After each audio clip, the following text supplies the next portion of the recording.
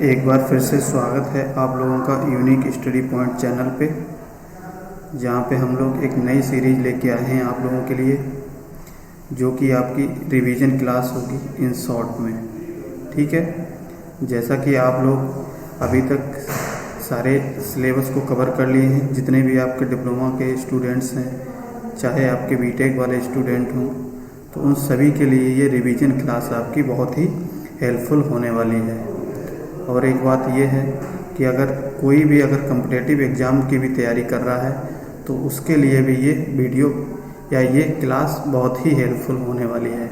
ठीक है, तो आज से हम लोग क्या करेंगे, अपना इलेक्ट्रिकल मशीन्स का जो भी सिलेबस है, पूरा सिलेबस को हम लोग क्या करते हैं, रिवीजन करेंगे शॉर्ट में, बिल्कुल शॉर्ट में करेंगे और बिल्कुल शॉर्ट पॉइंट में हम उसको नोट करते रहेंगे।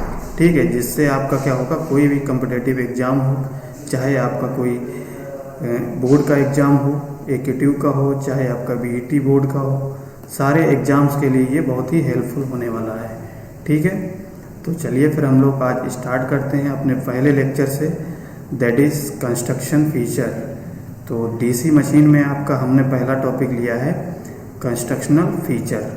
इस लेक्चर में हम लोग देखेंगे किस तरीके से हम लोग डीसी मशीन में कंस्ट्रक्ट करते हैं और डीसी मशीन में क्या क्या पार्ट होते हैं और हर पार्ट का क्या क्या काम होता है। ठीक है, वो सारी चीज़ें हम लोग कवर करेंगे। चलिए फिर स्टार्ट करते हैं।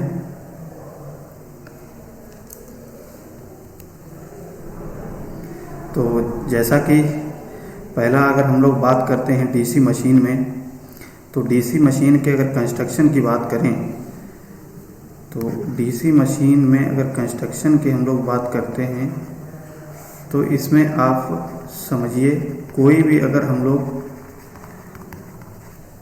मशीन लेते हैं, कोई भी अगर रोटेटिंग मशीन को अगर हम लोग लेते हैं, तो रोटेटिंग मशीन में आपका हमेशा एक चीज़ याद रखना, क्या होता है, रोटेटिंग मशीन में मेन आपके क्या होते हैं, दो पार्ट होते हैं। कौन कौन से पार्ट होते हैं आपका, एक तो पार्ट आपका हो जाएगा क्या, स्टेटर पार्ट होगा, और दूसरा जो पार्ट होता है आपका रोटर, यानी कि स्टेटर और रोटर दो पार्ट होते हैं। तो स्टेटर का इसके नाम से ही पता चल रहा है कि स्टेटर क्या है, यानी कि रुका हुआ पार्ट, यानी कि स्टेटर पार्ट मशीन में ऐसा पार्ट होता है जो आपका मोशन नहीं करता है, जो आपका रोटेट नहीं करता है। ठीक है, तो ये पार्ट कैसा होता है, स्टेशनरी पार्ट होता है। ठीक है, और स्टेशनरी पार्ट होता है, और ये स्टेशनरी पार्ट का मतलब क्या है, ये नॉट मूविंग, ये मूविंग नहीं करता है, मूव नहीं करता है। और दूसरा पार्ट जो हम बात करें रोटर, तो रोटर आपका मशीन में क्या होता है, रोटेटिंग पार्ट होता है। रोटेटिंग पार्ट का मतलब क्या है, ये मूव कर सकता है, यानी कि फ्री टू मूव, आसानी से मूव कर सकता है, यानी कि मूविंग पार्ट होता है। ऐसे ही ये दो मेन पार्ट तो होंगे ही, जब भी कोई भी आपकी रोटेटिंग मशीन होगी तो उसमें रोटेटिंग पार्ट में रोटर आ जाएगा और स्टेटर पार्ट में आपका स्टेटर पार्ट आ जाएगा। एक दो पार्ट होंगे, एक रोटर पार्ट, एक स्टेटर पार्ट। ठीक है, तो अब बात करते हैं हम लोग डीसी मशीन में कि जो स्टेटर और रोटर होता है, यानी कि स्टेटर और जो रोटर होता है, तो ये रोटर जो बेसिकली आपका इस तरीके से अरेंज किया जाता है एक एयर गैप के द्वारा। ठीक है, एक एयर गैप के द्वारा अरेंज किया जाता है, यानी कि रोटर पार्ट जो होता है वो हमेशा याद रखना, ये इसका इनर पार्ट होता है, मशीन का इनर पार्ट होता है। इनर पार्ट का मतलब क्या है, ये मशीन के अंदर का पार्ट होता है। ऐसे ही अगर स्टेशनरी पार्ट की बात करें या स्टेटर की बात करें, तो ये क्या होता है, मशीन का बाहरी पार्ट होता है, यानी कि आउटर फ्रेम हम कह सकते हैं, आउटर फ्रेम होता है या आउटर पार्ट होता है स्टेटर का। ठीक है, तो इतनी बात तो हम समझ गए। इसमें कोई भी रोटेटिंग मशीन होती है तो उसमें ये स्टेटर और रोटर पार्ट होगा। ठीक है, अब अगर हम लोग बात करें कि स्टेटर और रोटर जो होता है मशीन में, डीसी मशीन में, तो ये किसका बना होता है, तो ये हमेशा याद रखना, चाहे स्टेटर हो चाहे रोटर हो, ये किस मटेरियल का बना होता है, फेरोमैग्नेटिक मटेरियल का, फेरोमैग्नेटिक मटेरियल का। ठीक है, अब ये फेरोमैग्नेटिक मटेरियल क्या होता है?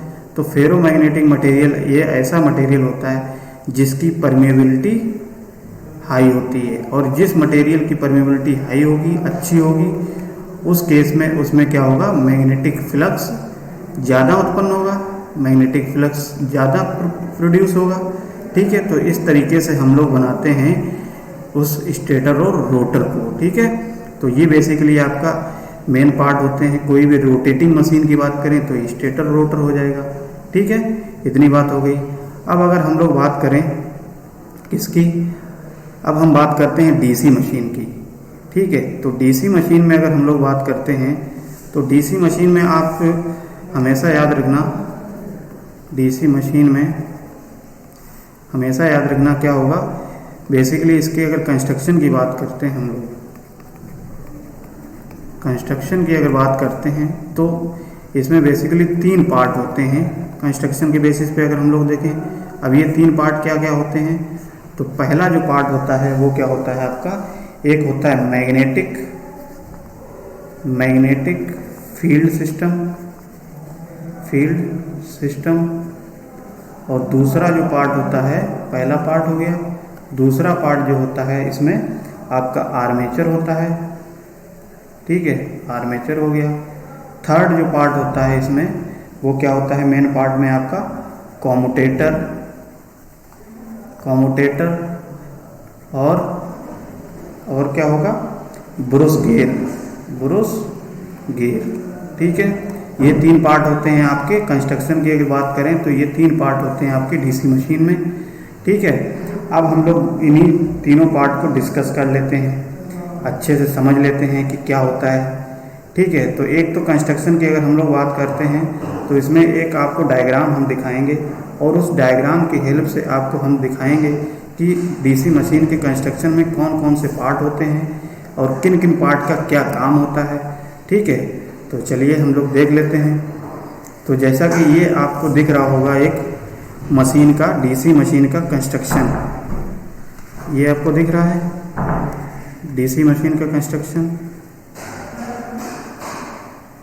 ठीक है, तो डीसी मशीन के कंस्ट्रक्शन में अगर हम लोग देखें तो ये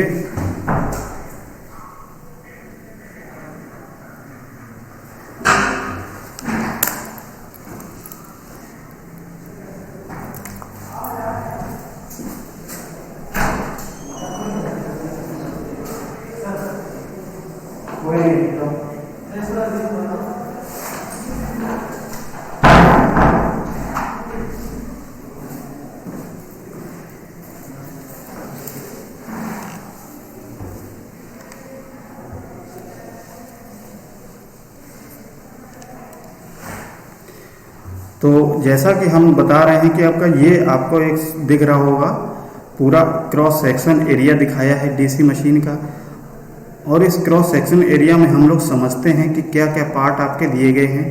तो हमेशा याद रखना, देखिए हमने क्या बताया, आपके डीसी मशीन में मैंने बेसिकली आपके 3 पार्ट होते हैं अगर कंस्ट्रक्शन की बात करें तो। तीनों पार्ट में आपको देखो क्या होता है कि जो मैग्नेटिक फील्ड सिस्टम हमने बताया, आर्मेचर बताया, और थर्ड जो बताया कॉम्यूटेटर और ब्रुश गियर। ठीक है, ये सारे पार्ट होते हैं। अब इसमें देखो आपको क्या दिखाया गया है कि ये जो होता है पार्ट, ये जो बाहर वाला पार्ट आपको दिख रहा है, दैट इज ये पार्ट जो बाहर वाला, इसको हम बोलते हैं क्या, योक। इसको योक बोलते हैं, या हम कह सकते हैं इसको मशीन का क्या है, ये आउटर फ्रेम है, यानी कि बाहर का फ्रेम है, यही हम कह सकते हैं। ठीक है, अब इसमें देखिए जो आउटर फ्रेम या योक होता है, इसका बेसिकली काम क्या होता है, तो उसको हम लोग समझ लेते हैं। अभी समझेंगे बेसिकली, अभी आप इतना समझिए कि ये बाहर वाला पार्ट क्या होता है, एक बार आपको दिखा देते हैं कि ये क्या होता है। बाहर वाला पार्ट योक कहलाता है या आउटर पार्ट कहलाता है मशीन का। ठीक है, और आपको इसमें जो दिख रहा होगा ये पूरा पार्ट आपको दिख रहा है, क्या होता है ये होता है मशीन का शाफ्ट।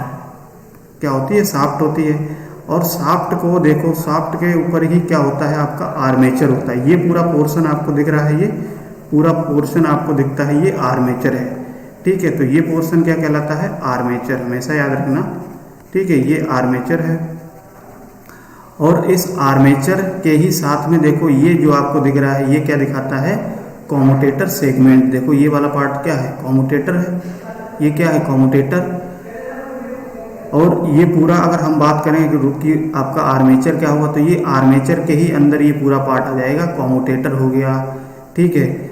और आपका जो रोटर हो गया, तो रोटर बेसिकली क्या है, रोटर आपका बेसिकली आपका एक रोटेटिंग पार्ट है। तो ये पार्ट आपका पूरा क्या होता है, रोटेटिंग पार्ट, यानी कि ये पार्ट जो पूरा आपका है वो घूम सकता है, ठीक है, फ्री टू मूव। अब हम लोग बात करते हैं कि आर्मेचर, तो ये सारा पार्ट हमने आर्मेचर बताया। अब इस आर्मेचर के बाहरी साइड पे क्या होता है, स्लॉट कटे होते हैं, स्लॉट कटे होते हैं। देखिए ये स्लॉट कटे हैं कि नहीं, ये आर्मेचर है और आर्मेचर की बाहरी साइड यही तो है। तो ये बाहरी साइड देखिए सब में क्या है, स्लॉट कटे हैं। ये स्लॉट का मतलब क्या होता है, ये खांचे कटे हैं। तो ये खांचों में क्या होता है, हमारे क्या होते हैं, ये जो आपको दिख रहा है ये होते हैं कंडक्टर। इन खांचों में हम लोग क्या कर देते हैं, कंडक्टर को प्लेस कर देते हैं या कंडक्टर को रख देते हैं, ठीक है।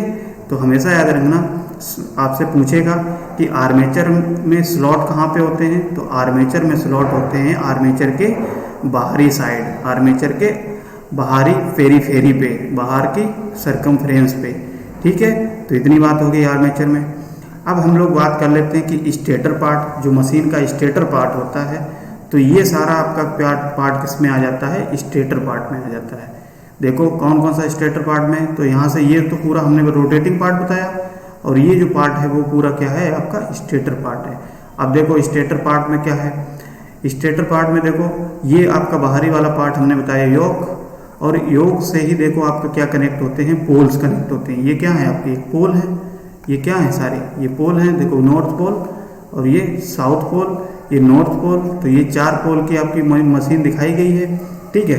तो इसमें ये क्या है, तो ये पूरा पोर्शन आपको बताता है ये स्टेटर का पार्ट। तो हमेशा स्टेटर की बात करेंगे तो स्टेटर में आपके क्या होते हैं, पोल्स लगे होते हैं। ये देखो पोल्स लगे हैं, ठीक है, north pole south pole.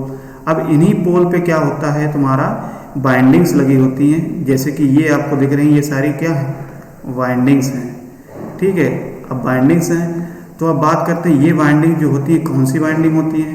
Basically ये जो वाइंडिंग होती हैं वो आपकी फील्ड वाइंडिंग होती हैं। क्या होती हैं, फील्ड वाइंडिंग होती हैं, और या फील्ड कोइल कह सकते हो। यानी कि जो जो आपके स्टेटर पार्ट पे, यानी कि स्टेटर पार्ट पे पोल होते हैं और पोल पे जो वाइंडिंग लगी होती है उनको क्या बोलते हैं, फील्ड वाइंडिंग बोलते हैं, ठीक है। इतनी बात समझ में आ गई। अब देखो हमेशा याद रखना, जो ये पार्ट होता है ये यहाँ से पोल से लेकर के ये पूरा पार्ट आपको जो हो ये कहलाता है, क्या कहलाता है, पोल कोर कहलाता है, पोल कोर। एक बार आप देख लीजिए, फिर हम इसका सबका फंक्शन बताएंगे कि क्या क्या फंक्शन होता है इन सबका। तो ये पूरा पोर्शन क्या होता है, ये पोल कोर होता है। तो पोल कोर जो होता है इस तरीके से पूरा फंक्शन पोल कोर कहलाता है, पोल की कोर। अब देखो ये जो यहाँ से यहाँ तक दिख रहा है, जो कर्व के शेप में दिख रहा है, जो पोल का, जैसे इसमें देख लो, जैसे ये पार्ट दिख रहा है कर्व के शेप में, यहाँ से यहाँ तक, यहाँ से यहाँ तक ये पूरा पार्ट जो दिख रहा है, इसको हम क्या बोलते हैं, पोल शू बोलते हैं, पोल शू, ठीक है। इसको क्या बोला जाता है, पोल शू बोला जाता है। हमेशा याद रखना, पोल शू जब भी बात की जाएगी तो हमेशा दिमाग में आपके यही कर्व बन के आ जाना चाहिए कि पोल का जो आपका बाहरी साइड जो कर्व के शेप में बना होता है उसको पोल शू बोला जाता है, ठीक है। अब अभी हम सबका बताएंगे कि इनका सबका काम क्या होता है, क्या फंक्शन होते हैं, ठीक है। तो बेसिकली अभी कंस्ट्रक्शन में आप सिर्फ एक बार डायग्राम को अच्छे से देख लीजिए, ठीक है। और देखो ये चीज़ जो आपको दिख रही है, ये आपके इंटरपोल्स लगे होते हैं, ठीक है। तो आगे जब हम पढ़ेंगे तो इंटरपोल का फंक्शन भी बताएंगे, क्या इंटरपोल का काम होता है, ठीक है। तो ये इंटरपोल्स होते हैं। तो जैसा कि ये हमने बताया फ्रेम होता है, आर्मेचर योक होता है, योक होता है, ठीक है। और ये इस पे जो आर्मेचर पे जो कंडक्टर लगे होते हैं इनको हम क्या बोलते हैं, आर्मेचर कंडक्टर। ये पूरा पोर्शन आपका कम्यूटेटर कहलाता है। ये जो वाइंडिंग होती है फील्ड वाइंडिंग कहलाती है, ये शाफ्ट होता है। तो ये इस तरीके से आपका डायग्राम आपने देख लिया होगा अच्छे से, ठीक है। अब इन डायग्राम के हमने देख लिया, अब इन डायग्राम में जो भी पार्ट हैं उनको हम लोग अच्छे से डिस्कस कर लेते हैं कि क्या क्या पार्ट होते हैं, ठीक है। तो जैसा कि अगर हमने अभी बताया कि आपको जो पार्ट होते हैं कि स्टेटर पार्ट में, तो सबसे पहले स्टेटर पार्ट में क्या क्या होता है हम देख लेते हैं। जो आपका स्टेटर पार्ट होता है तो स्टेटर पार्ट में आपके पोल्स होते हैं, यानी कि हम कह सकते हैं कि जो स्टेटर पार्ट आपका होता है वो मशीन का कैसा पार्ट होता है, बाहरी भाग होता है, यानी कि आउटर फ्रेम होता है। ठीक है, आउटर फ्रेम, और आउटर फ्रेम को ही हम लोग क्या बोल देते हैं, योक बोल देते हैं, यही बोला जाता है योक। ठीक है, अब बात करते हैं कि योक जो होता है, इस योक का काम क्या होता है, पर्पस क्या होता है। तो योक का पर्पस क्या होता है, यानी कि जो बाहर वाला फ्रेम होता है मशीन का, उसका मेन काम क्या होता है, आप याद रखेंगे कि जो बाहर वाला पार्ट होता है, योक होता है, वो बेसिकली कैसा बना होता है, एक स्टील का एक सिलेंड्रिकल टाइप का होता है, कास्ट स्टील का एक सिलेंड्रिकल टाइप का होता है। ठीक है, यानी कि एक बेलनाकार का आकार का होता है, जो कि आपका खोखला होता है, कैसा होता है, होलो होता है। ठीक है, होलो होता है। अब बात करते हैं कि इसमें जो योग की हम बात कर रहे थे, तो योग का मेन काम क्या होता है, पर्पस क्या होता है। तो देखिए मेन काम आपका होता है योग का कि जो पोल की कोर होती है, ठीक है, पोल कोर होती है, उसको सपोर्ट प्रोवाइड करता है। क्या करता है, सपोर्ट देता है। तो जैसे कि हमने बताया कि ये इस तरीके से, ये क्या है, योग है, और योग में क्या है, ये आपके इस तरीके से हमने बताया, ये क्या है, पोल है ना, और ये पोल एक तरीके से, इस तरीके से पोल अभी हमने बताया, दिखाया आपको, इस तरीके से बने होते हैं, है ना। तो ये क्या है, पूरा पोल कोर है। तो पोल कोर को देखो क्या कर रहा है, सपोर्ट प्रोवाइड कर रहा है, ये योग है, तो ये सपोर्ट दे रहा है। ठीक है, ऐसे ही अगर बात करते हैं कि योग का और काम क्या है, यानी कि इसका और क्या काम है, तो इसका मेन पर्पज और क्या होता है, एक तरीके से मशीन को एक तरीके से हम कह सकते हैं एक प्रोटेक्टिंग कवर की तरह काम करता है, प्रोटेक्टिंग कवर की तरह काम करता है। अब प्रोटेक्टिंग कवर का मतलब क्या है, एक तरीके से सुरक्षा कवच का काम करता है, सुरक्षा कवच का काम करता है क्या, योग, यानी कि बाहर वाला पार्ट होता है। तो एक तो काम ये हो गया, एक काम ये हो गया, प्रोटेक्टिंग कवर का काम करता है, और पोल कोर को सपोर्ट देने का काम करता है। और तीसरी अगर बात करें इसमें, तो तीसरी क्या हो जाएगी कि जो पोल कोर होता है, तो ये पोल कोर ये योग होता है, तो योग एक तरीके से मैग्नेटिक सर्किट भी बनाता है, मैग्नेटिक सर्किट भी फॉर्म करता है। अब ये मैग्नेटिक सर्किट कैसे फॉर्म करता है, जैसे हमने बताया इस तरीके से आपका ये है, क्या बोलते हैं, योग। तो योग में क्या है, देखिए मैग्नेटिक सर्किट का मतलब क्या है कि उसमें आपकी फ्लक्स फ्लो करे, फ्लो करे। तो फ्लक्स देखिए यहाँ से कैसे फ्लो करती है, इस तरीके से ये फ्लक्स फ्लो करती है इसके, ठीक है, इस योग से। तो इसलिए क्या करते हैं, मैग्नेटिक सर्किट का भी काम करता है। ठीक है, इतनी बात समझ में आ गई। अब हम लोग बात कर लेते हैं कि इसमें जो हमने बताया कि पोल कोर, तो ये पोल कोर होता है। ठीक है, ये क्या होता है, पोल कोर होता है। अब इस पोल कोर का क्या काम होता है, तो देखिए अभी देखते हैं। जैसे हमने बताया कि आपका ये क्या है, डीसी मशीन है, मान लिया ये आपके पोल है, इस तरीके से इसमें हमने बना लिया, इस तरीके से कोई पोल बना लिए कर्व से में। ठीक है, जैसे ये बना लिया, चलो ऐसे ही बना लेते हैं। ठीक है, तो बना लिए। अब हमने बताया कि पोल कोर, तो ये आपके क्या है, पोल कोर है, पोल कोर। ठीक है, तो ये पोल कोर का काम क्या होता है, पर्पस क्या होता है, क्या पर्पस होता है बताइए।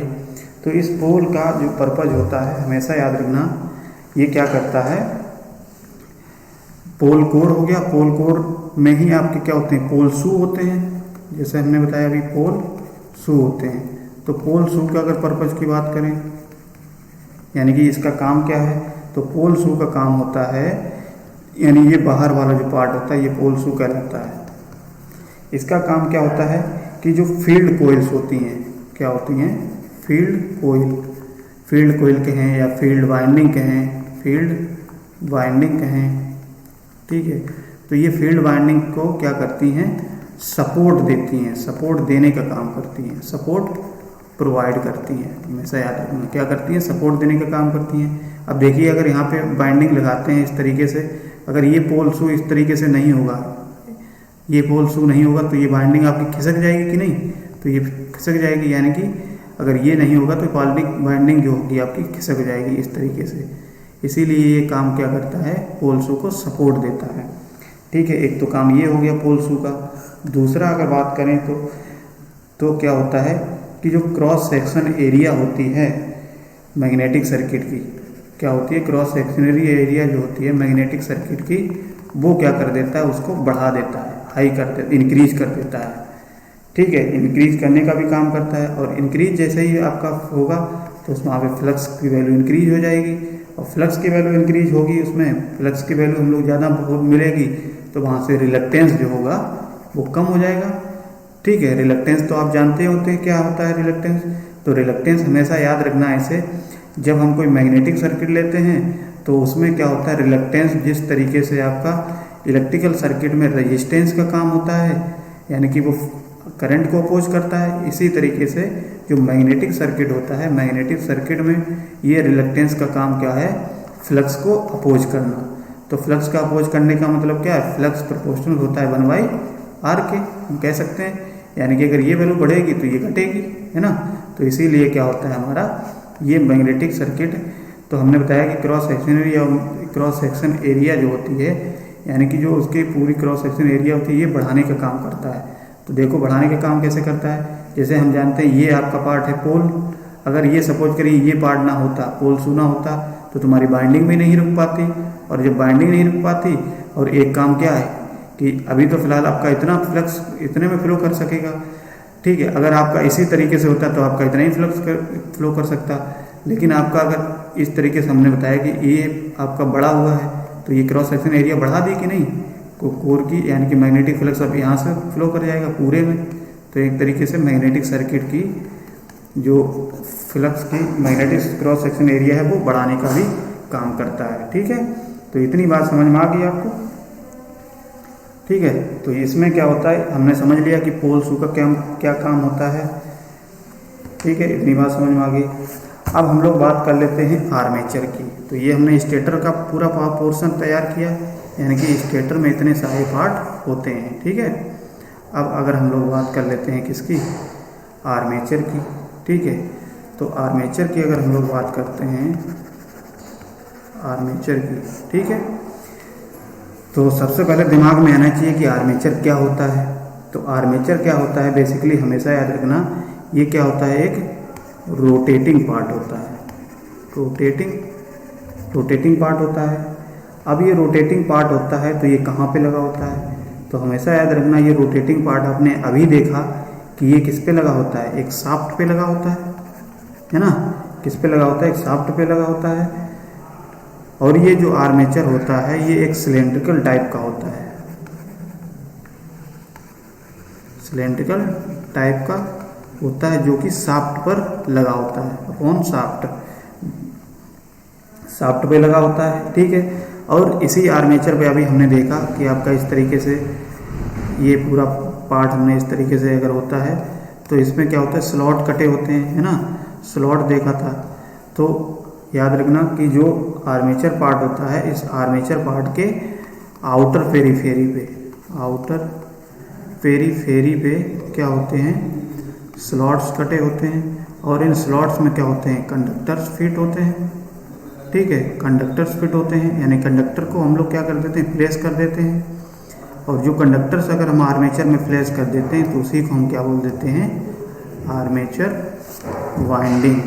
क्या बोलते हैं, आर्मेचर वाइंडिंग। ठीक है, अभी हम लोग देखेंगे कि आर्मेचर वाइंडिंग क्या होता है और फील्ड वाइंडिंग क्या होता है। अभी फ़िलहाल आप इतना समझिए कि आर्मेचर क्या होता है, अंदर का पार्ट होता है मशीन का, और जो शाफ्ट पे लगा होता है, अगर शाफ्ट घूमेगी तो आपका आर्मेचर भी इसमें घूमेगा, है ना, मूव करेगा। ठीक है, इस तरीके से आप इतनी बात समझ गए।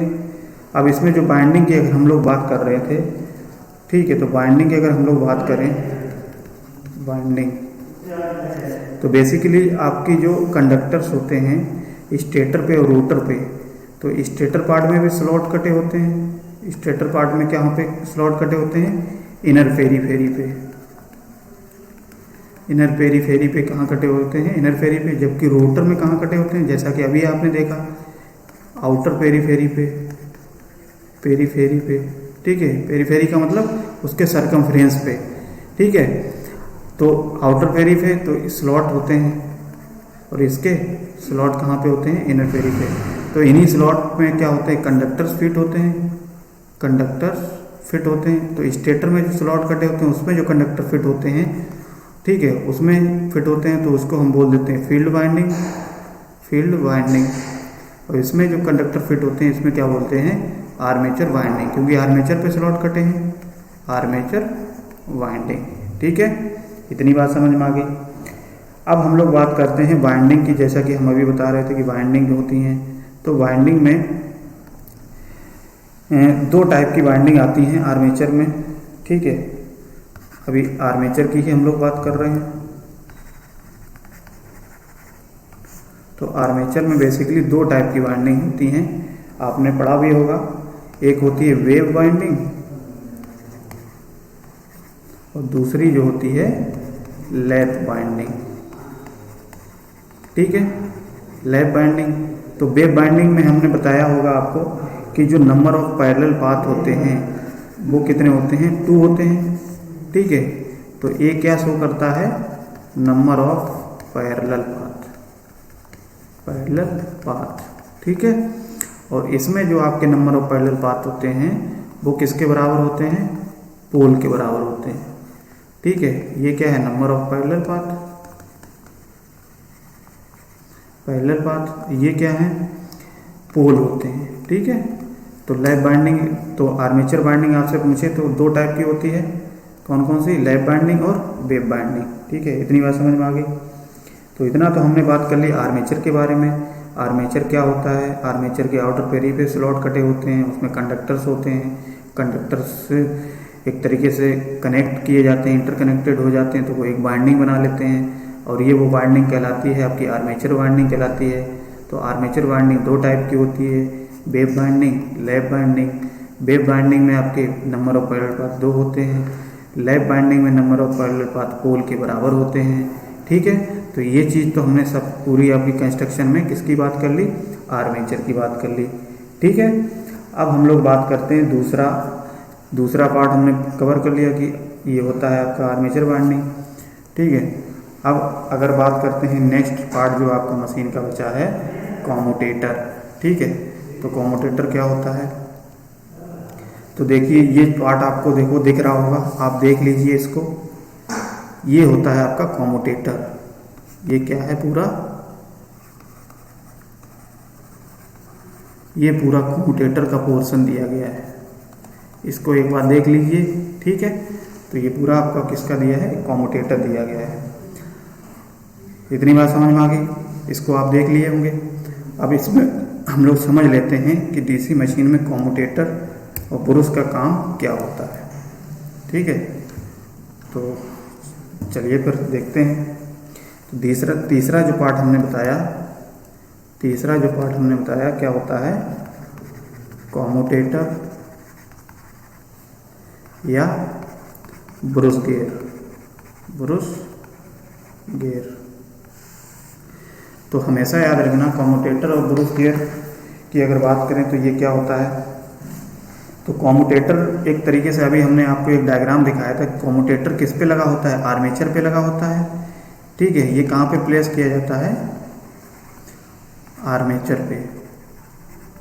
और ये आर्मेचर पे होने के कारण आप जानते हैं कि आपका आर्मेचर रोटेट करेगा। आर्मेचर अगर रोटेट करेगा तो आपका जो कॉम्यूटेटर होगा वो भी रोटेट करेगा, है ना, क्योंकि ये इसी पे लगा है। तो अब बात कर लेते हैं कि जो कॉम्यूटेटर होता है, इस कॉम्यूटेटर का मेन काम क्या होता है, क्यों लगाते हैं, मेन पर्पस क्या होता है। तो कॉम्यूटेटर का मेन पर्पस क्या होता है, हमेशा याद रखना कि आप जानते हैं कि आपका डीसी मशीन है, तो डीसी मशीन में जो आपका वोल्टेज जनरेट होता है, जो आपकी कोयल मैग्नेटिक फील्ड में रोटेट होती है, क्या होती है, एक कोयल जो होती है, बेसिक प्रिंसिपल की बात करें तो कोयल जो आपकी रोटेटिंग करती है किसमें, मैग्नेटिक सर्किट में, मैग्नेटिक फील्ड में। किसमें मैग्नेट करती है, मैग्नेटिक फील्ड में रोटेट करती है। तो उस केस में क्या होता है, आपका एक वोल्टेज जनरेट होता है। वो वोल्टेज कैसा होता है, अल्टरनेटिंग नेचर का होता है, ठीक है, कैसा होता है अल्टरनेटिंग नेचर का। लेकिन हमको क्या चाहिए, क्योंकि हम डीसी मशीन यूज कर रहे हैं और डीसी मशीन में हमको क्या चाहिए, डीसी वोल्टेज चाहिए, है ना, डीसी वोल्टेज चाहिए, डीसी करंट चाहिए, है ना, यही चाहिए। लेकिन हमारा जो अंदर वाला पार्ट है, जो कम्यूटेटर है, ये सॉरी जो प्रिंसिपल से हमारा क्या बन रहा है, अल्टरनेटिंग यानी कि एसी मिल रहा है। अब एसी को हम लोग क्या करेंगे, हमको चाहिए एक्सटर्नल सर्किट पे क्या, डीसी। तो डीसी हमको लेने के लिए क्या करना पड़ेगा, हमको कम्यूटेटर्स लगाए जाते हैं। कम्यूटेटर क्या करता है, तो हमेशा याद रखना कम्यूटेटर का अगर काम पूछा जाता है तो कम्यूटेटर क्या करता है, एसी करंट को किस में कन्वर्ट करता है, डीसी करंट में कन्वर्ट करता है। ठीक है, तो एक तो ये मेन काम होता है, समझ के, तो ये काम करता है कम्यूटेटर का। अब बात कर लेते हैं कि जो आपका कम्यूटेटर होता है, यानी कि जो कम्यूटेटर होता है, ये कम्यूटेटर किसका बना होता है, किसका बना होता है, तो हमेशा याद रखना ये कम्यूटेटर जो बना होता है आपका, ये आपका हार्ड ड्रॉन कॉपर का बना होता है। किसका बना होता है, हार्ड ड्रॉन कॉपर। ठीक है, हार्ड ड्रॉन कॉपर मटेरियल का बना होता है। और ये कम्यूटेटर जो होते हैं, इस कम्यूटेटर में आपके सेगमेंट्स होते हैं, जैसे हमने आपको बताया इस तरीके से स्ट्रक्चर होता है कम्यूटेटर का। आप देख लीजिए, आप ये पूरा जो होता है ये इस तरीके से कम्यूटेटर, ये जो आपको दिखते हैं ये कम्यूटेटर सेगमेंट्स होते हैं। ठीक है, इस तरीके से आपने देखा होगा, तो ये कम्यूटेटर सेगमेंट्स हैं, सेगमेंट्स। और ये कम्यूटेटर सेगमेंट जो होते हैं वो इंसुलेटेड होते हैं, यानी कि इंसुलेशन इसमें लगा होता है। ठीक है, इतनी बात होगी। इंसुलेशन का अगर हमें बात करें कि ये सब इंसुलेटेड क्यों किया जाता है, पोल को अगर इंसुलेशन करना हो ये सब को, तो बेसिकली ये किसको रिड्यूस करने के लिए किया जाता है, to reduce eddy current loss.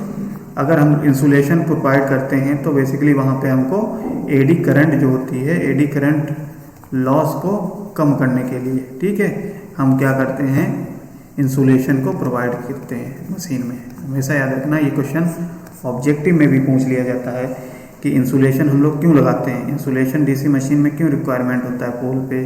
ठीक है, तो बेसिकली क्या करता है, ये एडी करंट लॉस को कम करने के लिए लगाया जाता है। ठीक है, अब बात कर लेते हैं कि जो आपका कम्यूटेटर होता है, तो कम्यूटेटर से ही आपके क्या कनेक्ट होते हैं, ब्रश। ठीक है, जैसे आर्मेचर पे ही आपके कम्यूटेटर होता है, कम्यूटेटर के साथ में आपके ब्रश होते हैं, जैसे कि हमने बताया आपके ब्रश, गेयर होता है, ये होते हैं। तो ब्रश का काम क्या होता है, तो ब्रश का काम होता है बेसिकली जो करंट होती है आर्मेचर वाइंडिंग में फ्लो, ठीक है, आर्मेचर वाइंडिंग में जो करंट फ्लो होती है उसको कलेक्ट करने का काम करता है। किसको कलेक्ट करने का काम करता है, करंट को कलेक्ट करने का काम करता है क्या, ब्रश। ठीक है, अब बात करते हैं कि जो ब्रश होते हैं वो किसके बने होते हैं, तो ब्रश जो बने होते हैं वो कार्बन ब्रश बने होते हैं, कार्बन के ब्रश होते हैं। ठीक है, इतनी बात समझ में आ गई। ये किसके बने होते हैं, कार्बन ब्रश बने होते हैं। तो जैसा कि आपको एक डायग्राम हम आपको दिखा रहे हैं, जैसे ये आप देखिए, ठीक है, इसको देखिए एक बार समझिए। तो ये पार्ट हमने बता दिया था कि ये आर्मेचर पोर्शन है, ये आपका, और देखिए इसमें जो हमने दिखाया है कि जो फ्लक्स आपका देखो स्टेटर पार्ट से हो करके आपका रोटर से इस तरीके से कैसे फ्लो होता है, ये फ्लो हमने दिखाया है। पूरे तरीके से हम कह सकते हैं ये मैग्नेटिक सर्किट का काम कर रहा है। देखो यहाँ से यहाँ तक ये सारा मैग्नेटिक सर्किट की तरह काम कर रहा है कि नहीं, तो यानी कि फ्लक्स ऐसे फ्लो हो रहा है। तो ये पार्ट हमने आपको बता दिया है। ठीक है, इतनी बात समझ में आ गई। अब अगर हम लोग बात करते हैं जो कार्बन ब्रश होते हैं, जो हमने बताया कि जो कार्बन ब्रश होते हैं, कार्बन के ब्रश बनाए जाते हैं, तो ये बेसिकली इन कार्बन ब्रश को सपोर्ट कौन करता है, ठीक है, तो इनको सपोर्ट देने का काम करता है, सपोर्ट देने का काम करता है एक मेटल बॉक्स होता है। ठीक है, एक मेटल बॉक्स होता है, ये मेटल बॉक्स कह सकते हो, या इसका दूसरा नाम होता है ब्रश होल्डर। क्या, ब्रश होल्डर। ठीक है, तो ब्रश होल्डर या मेटल बॉक्स ये कार्बन ब्रश को सपोर्ट करता है। ठीक है, और जैसे कि कोई भी अगर प्रेशर या फोर्स एक्सर्ट होता है, उत्पन्न होता है, तो इस कार्बन ब्रश के साथ में ही आपकी लगी होती हैं स्प्रिंग्स। ठीक है, तो ये स्प्रिंग क्या करती हैं, ये जो भी फोर्स एक्सर्ट होता है वो उसको एडजस्ट कर लेता है। ठीक है, सहन कर लेता है। ठीक है, इस तरीके से। तो ये पूरा आपका इस तरीके से था कंस्ट्रक्शन। ठीक है, कंस्ट्रक्शन में हम लोगों ने क्या क्या देख लिया, एक बार रिमाइंड कर लेते हैं। देखिए क्या क्या है।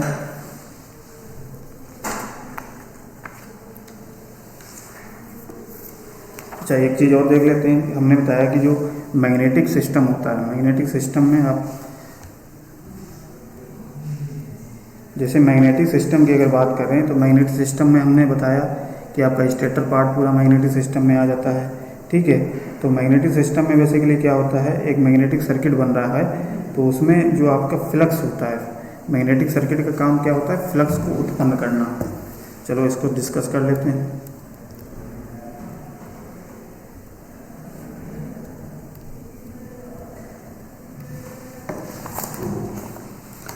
तो एक पार्ट और बचा है ना आपका, magnetic field system. Magnetic field system, तो इस मैग्नेटिक फील्ड सिस्टम का, इसमें पहली बात तो हमने बताया ये क्या होता है, स्टेशनरी पार्ट होता है आपका, स्टेशनरी पार्ट। ठीक है, दूसरी चीज़ मैग्नेटिक फील्ड सिस्टम का काम क्या होता है, ये प्रोड्यूस करता है क्या, फ्लक्स को उत्पन्न करने का काम करता है। क्या करता है, produce magnetic flux, magnetic flux का उत्पन्न करता है। और मैग्नेटिक फ्लक्स जो उत्पन्न होता है वो आपका एक तरीके से आउटर पेरिफेरी पे होता है। ये क्या है आपका, एक तरीके से जो योक होता है, योक में फ्लक्स उत्पन्न होता है, फ्लक्स लिंक होता है। ठीक है, तो योक का हमने काम बता दिया कि योक का मेन काम क्या होता है, पोल कोर को सपोर्ट करना, एक तरीके से प्रोटेक्टिंग कवर को बनाना या मैग्नेटिक सर्किट को बनाना। इस तरीके से सारे योग के काम होते हैं। योग में ही आपका आ जाता है पोल कोर लगे होते हैं। पोल कोर में आपके हमने बताया कि दो पर्पज होते हैं। पोल कोर में आपके हर पोल कोर में आपके पोल शू लगे होते हैं। क्या होते हैं, हर पोल कोर में पोल शू होते हैं, और पोल शू का मेन काम होता है फील्ड कोइल को सपोर्ट प्रोवाइड करना। ठीक है, और क्रॉस सेक्शन एरिया को उसके बढ़ाना, जिससे रिलक्टेंस की वैल्यू या रिलक्टेंस को कम करना। ठीक है, तो ये हमने बताया था आपको मैग्नेटिक फील्ड सिस्टम के बारे में। ऐसे ही और आगे हम आपको रिमाइंड बता देते हैं कि क्या हमने अभी पढ़ा।